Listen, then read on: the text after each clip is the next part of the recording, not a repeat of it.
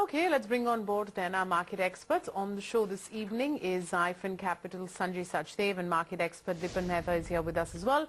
Gentlemen, both of you, many thanks for taking time out for us. Sanjay, let me begin by asking you, what did you make of the commentary that we heard today from RBI Governor Raghuram Rajan, and the fact that the markets, of course, pretty much liked it?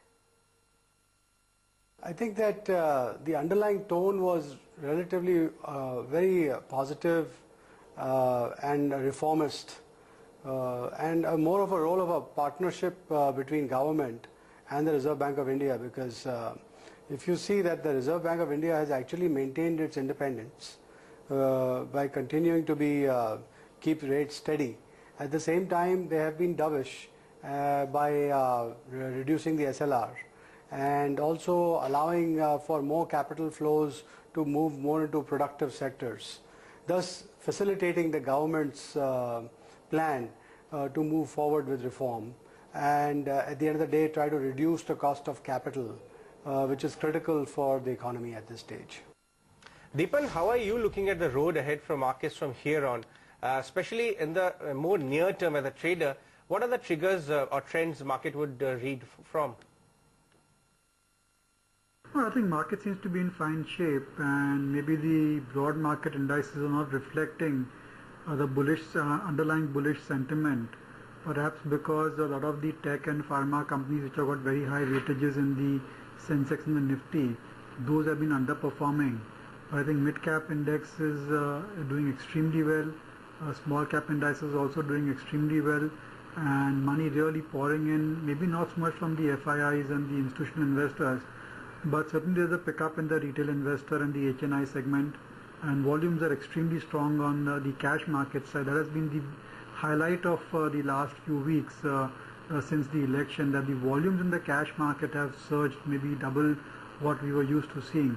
So I think all the positives are there in place, and many scripts hitting 52-week all-time highs, very few scripts hitting all-time lows, and a lot of action across all the sectors except for maybe the export oriented ones. So I think clearly we are seeing a fantastic bull market underway, and that seems to be the position as of now, and I think it will last for some more time because liquidity is positive, fundamentals are looking good, and technicals of course have always been excellent since it broke out of that 6-year range. Sanjay, how are you looking at the Nifty right now, which closed above the 7400 mark comfortably? Especially at these levels, how do you assess the valuations of the market?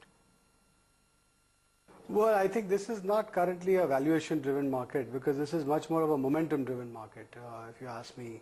I think we are sitting in some sort of a, what you would call as a Goldilocks scenario, because you know, if you look across the world, you know, as we get put into this emerging markets bucket, and across emerging markets we are probably one of the best markets in terms of performance for the year so far. And the expectation, and I think it's all about expectations at the end of the day, the expectation is that India is going to move forward now without any glitches or hitches from a political perspective, because you now have a government in place and a leader in place that is quite decisive, that has proven himself to have the ability to take bold decisions. You have somebody at the helm of leading the country that knows how to get things done, and I think that's going to make a big difference, and that's where the market is reading into right now.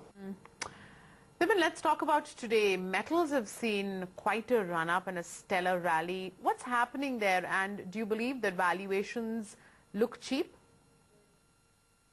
I think both in case of Essar Stolite and Tata Steel, there's hope and expectation that they will improve the strength of their balance sheet. Both have been stretched on account of the debt which they've taken on because of acquisitions or large-scale expansions. And as I mentioned earlier, this is a great environment to unlock some of the value which you may have, either divest holdings or refinance debt or do some dilution of equity. But I think in the case of Essar Steel, I'd prefer that over Tata Steel.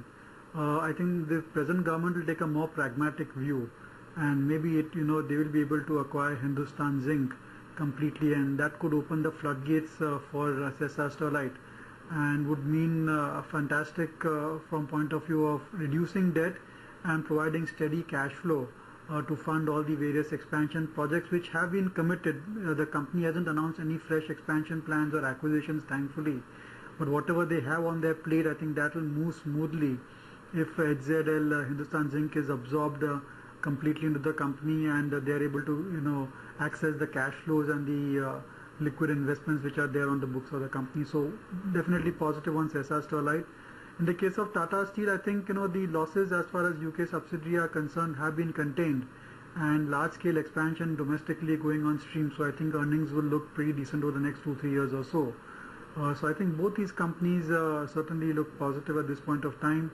And after a long period of underperformance, you do see interest coming back into such stocks. And why these two? I think even Jindal Steel and Power also has been doing well, and they've done massive expansion over the past couple of years or so, which are all going on stream over the next 12 months or so. So I think one could look forward to better times for the entire steel industry, irrespective of the international position of the steel prices or international steel industry, because of all the various reasons that I just mentioned. So yes, definitely positive on cyclicals, including steel, and I would say that investors could take some exposure to that sector. Sanjay, do you expect the liquidity flow to continue to remain the buoyancy, or rather buoyant as it is? We've seen something like $5 billion still date pour into the country. Where do you suppose we'll end the year with? Don't blame me for being a little bit more optimistic, but frankly, I think that we haven't yet seen the liquidity flows that this market will see over the course of the next 12 to 18 to 24 months at the very least. And I think that past historic performance for India is now passé. We are now in a new realm, and you're going to see numbers which will far surpass what we've seen in the past. Sanjay, where's your optimism stemming from, and which are the sectors which in your mind could attract most of those flows you're talking about?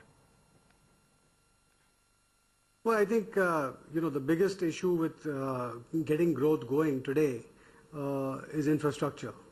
Infrastructure was stalled, and due to that, almost everything in the country came to a halt. And because that has a ripple effect across the country and across the board. We are a developing country, and we need capital. And if the cost of capital is substantively high, and on top of that, you don't have people who are willing to take decisions or get bogged down in terms of taking decisions, I think that is the biggest positive signal that the economy is getting right now.